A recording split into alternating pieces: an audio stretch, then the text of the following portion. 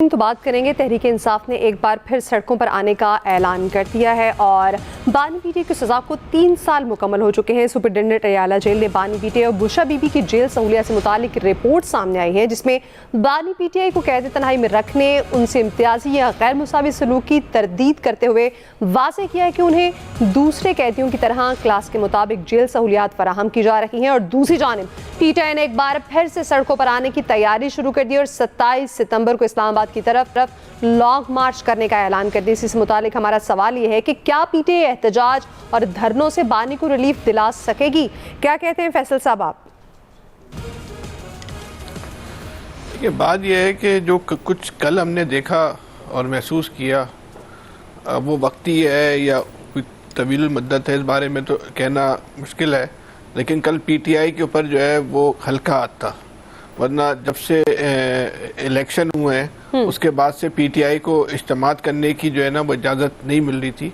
कल कराची में पीटीआई ने जो है वो बड़ा इज्तिमा किया है, जिससे ऐसा नज़र आता है कि पीटीआई पे हुकूमत की तरफ से जो है वो हल्का हाथ रखा गया। क्योंकि जो आंसू गैस भी चली, लाठी चार्ज भी हुई, लेकिन उसमें कुछ मसनूई सा जो है वो लग रहा था। इस नौयत का एहतजाज, सख्त रवैया पुलिस का नहीं था जो माजी में देखने में आता है, जिस बुनियाद पे वो किसी भी किस्म का इज्तिमा रोकने में वो 100% जो है वो कामयाब रहती थी। लेकिन कल ये सब कुछ नहीं हुआ। अब ये इशारा किसके लिए है? ये पीपल्स पार्टी को कोई पैगाम देने की कोशिश की गई है या तहरीक इंसाफ को पे जो है के साथ पस पर्दा कोई जो है बातचीत चल रही है? इस बारे में तो कोई बात जो है कतईयत के साथ नहीं कही जा सकती। लेकिन बहरहाल कुछ ना कुछ ऐसा महसूस होता है कि सूरत हाल जो है वो उसमें किसी न किसी सतह पे जो है वो तब्दीली आ रही है।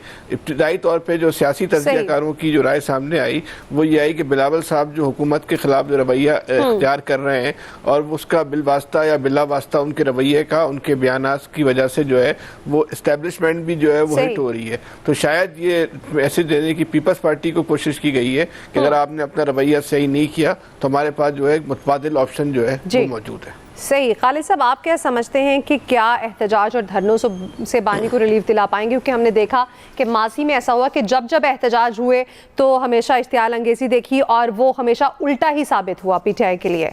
देखिए, पीटीआई की जो मौजूदा क़यादत है और ख़ास तौर पर जिसको हम वकला की लीडरशिप कहते हैं, अब वो तो 3 साल में जो है वो बानी पीटीआई को कोई रिलीफ दिलवाने में नाकाम रहे हैं और कोई ऐसी उन्होंने उस तरह सियासत नहीं की कि जिसके ज़रिए वो बानी पीटीआई का जेल से बाहर आने का को रास्ता बना सकता है। कि कई मौके ऐसे आए कि जिन पर जो है वो मामलात में बेहतरी आ सकती थी। ख़ास तौर पर 26 नवंबर को भी एक मौका ऐसा आया कि बानी पीटीआई को जो है वो कुछ रिलीफ मिल सकता था, लेकिन पीटीआई की लीडरशिप जो है वो उससे भी कुछ हासिल करने में नाकाम रही। और दूसरा जो फैसल साहब फरमा रहे थे कि शायद पीपल्स पार्टी के लिए या बाकी किसी के लिए, मैं समझता हूँ कि जो बिलावल साहब का रवैया जो है उसको सामने रख कर पीपल्स पार्टी की जो सियासत है इस वक्त ख़ास तौर पर जो इस हुकूमती ढांचे के अंदर है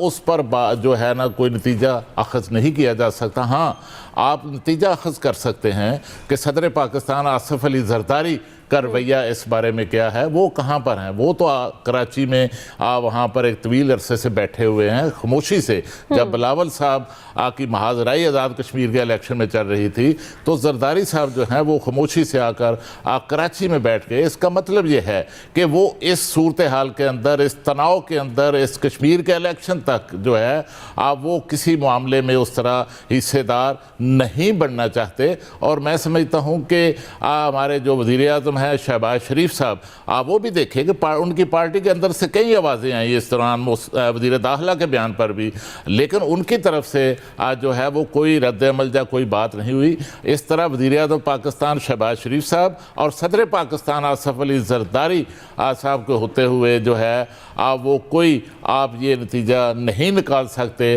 कि शायद कोई सिस्टम में, निज़ाम में तब्दीली आ रही है। जो वज़ीर दाखिला है हमारे, उनका क्या काम है? उनका तो सबसे बड़े उनके फ़राइज़ में से सबसे बड़ा फरीज़ा ये है कि ये जो दोनों हुकूमती इत्तेहादी हैं, हुकूमती ढांचे के अंदर, इनको कैसे इकट्ठे रखना है, इनको कैसे लेकर चलना है। तो मैं समझता हूँ कि इनके जो सहूलतकारी का किरदार जो है आप वो वज़ीर दाखिला अदा कर रहे हैं, और वज़ीर दाखिला इसी तरह आज सहूलतकारी का किरदार अदा करते रहेंगे, और इसी तरह जो है आगे चलकर आप पार्लियामेंट के अंदर जो है वो तरमीम का जो बड़ा पैकेज आने वाला है, पहले 26वीं और 27वीं तरमीम का पैकेज इतना बड़ा पैकेज नहीं था, अब जो आएगा अब वो भी पार्लियामेंट के जरिए आएगा। और हुकूमत को मैं नहीं समझता कि इस वक्त कोई गिराने की कोशिश कर रहा है या कर सकता है, क्योंकि अगर कोई निज़ाम में तब्दीलियां भी आनी है तो इसी हुकूमत के जरिए आनी है, इसी पार्लियामेंट के जरिए आनी है, इसी निज़ाम के जरिए आनी है। सही, बिल्कुल ऐसे ही। लियाज़ साहब, आप क्या समझते हैं कि क्या अब पीटीआई जो मार्च करने जा रखी है, अपना धरने और तहरीक की उनकी जानिब से कहा गया है कि चलाई जाएगी, आप समझते हैं कि अब वो अपने मतलूबा नताइज हासिल कर पाएगी? क्योंकि माजी में तो हमें ऐसा होता दिखाई नहीं दिया। देखिए, माजी में जो है उनके जो मामला थे वो तय नहीं हो सके, और अब भी जो मामला हैं इस पर बातचीत होती या कोई उनको ढील देने की बात जो है, जब तक हुकूमत की जानब से नहीं दी जाती, जहाँ कोई उनके मुज़ाकरात नहीं होते, क्योंकि गवर्नमेंट से जो मुज़ाकरात करें उसका कोई नताइज नहीं आते, क्योंकि नताइज जब जो होंगे इस्टेब्लिशमेंट से बातचीत होगी, जो पीटीआई भी कहते हैं, उनके बानी भी कहते हैं कि वो जब तक मुज़ाकरात उन लोगों से नहीं होंगे जो फ़ैसला कर सकते हैं, इख्तियारात रखते हैं, नीचे बात करने का गवर्नमेंट से कोई फ़ायदा नहीं। गवर्नमेंट को पता है कि अगर उनसे मुज़ाकरात करते हैं या उनकी बातें मानते हैं तो उनके लिए अपना नुकसान है।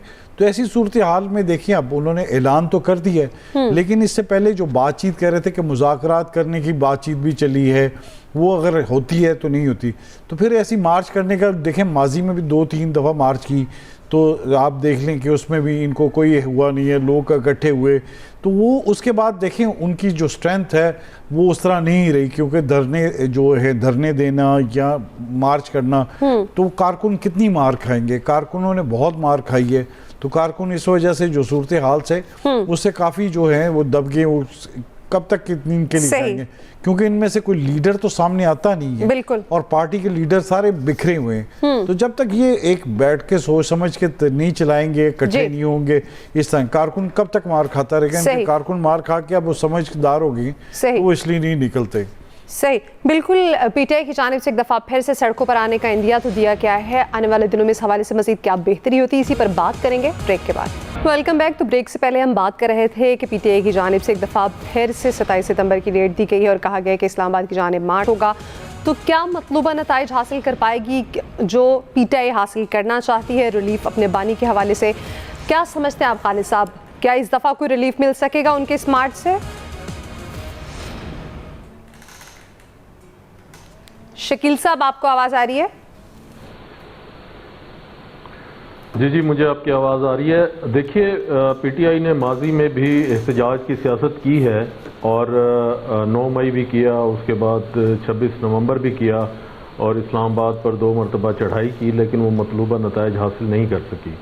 तो इससे तो लगता है कि जो एहतजाज के ज़रिए पीटीआई के बानी की रिहाई के लिए तहरीक चलाई जाती है, उसमें अभी तक पीटीआई को कामयाबी नहीं हुई है। और जो 5 अगस्त को उन्होंने मुजाहरा किया और अपनी ताकत का मुजाहरा करना था, उसमें भी कोई खातिर खा कामयाबी नहीं हुई है। आपने देखा कि हर शहर में जो है ना 10, 12, 15 लोग जो इकट्ठे हुए और वो थोड़ी देर के लिए आए और एहतजाज करके चले गए।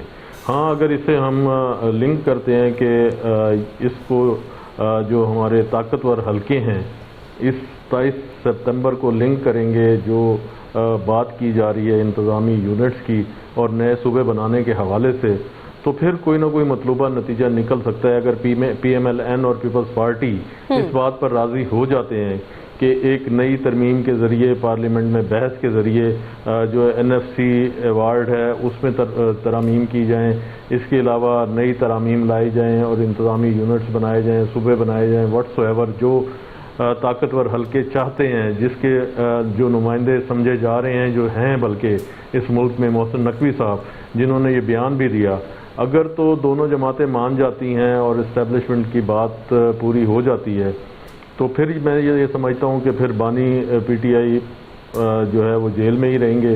अगर तो फिर ये 2 जमातें नहीं मानती, तो फिर उनके पास अगला ऑप्शन यही है कि पीटीआई को जो है वो मैदान में उतारा जाए और उसके ज़रिए जो है इन दोनों जमातों पर दबाव डाला जाए, जिस तरह माजी में भी होता रहा है। जब भी ताकतवर हलकों को सियासी जमातों का कंधा चाहिए होता है, हमेशा वो कंधा देने के लिए तमाम जमातें जो हैं वो तैयार होती हैं, और जब वो कंधा इस्तेमाल हो जाता है उसके बाद जो है फिर जो उनकी मर्ज़ी होती है वो मर्ज़ी के मुताबिक अपनी पॉलिसी के मुताबिक जो है वो करते हैं। तो इस सारी सूरत हाल में भी यही लगता है कि अगर तो पीटीआई अगर तो पीएमएलएन और मुस्लिम लीग नून पीटीआई और पीपल्स पार्टी और मुस्लिम लीग नून, और आपने कल मौलाना का भी मौक़िफ़ देख लिया कि वो तीनों जमातें जो है एक पेज पर हैं। वो नहीं चाहते कि मुल्क के अंदर जो है किसी किस्म के इंतज़ामी यूनिट्स बने और कोई नई तरमीम आए।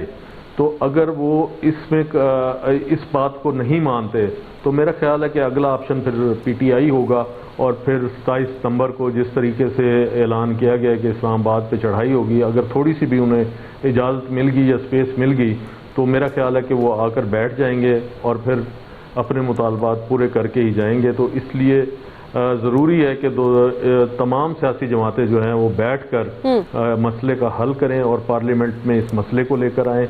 अगर वाकई तमाम सियासी जमातें चाहती हैं कि मुल्क के अंदर जो है वो तरक्की हो, मुल्क के अंदर खुली हो, आम आदमी का जो है उसको रोजगार मिले और मुल्क के मसाइल हल हो, बिल्कुल आम के मसाइल हल हो, मुल्की मसाइल हल हो, तो तमाम सियासी जमातों को एक पेज पर आना पड़ेगा और एक जगह बैठकर सोचना पड़ेगा। आज के प्रोग्राम से इतना ही। अपना ख्याल रखिएगा, फीडबैक दीजिएगा। अल्लाह हाफ़िज़।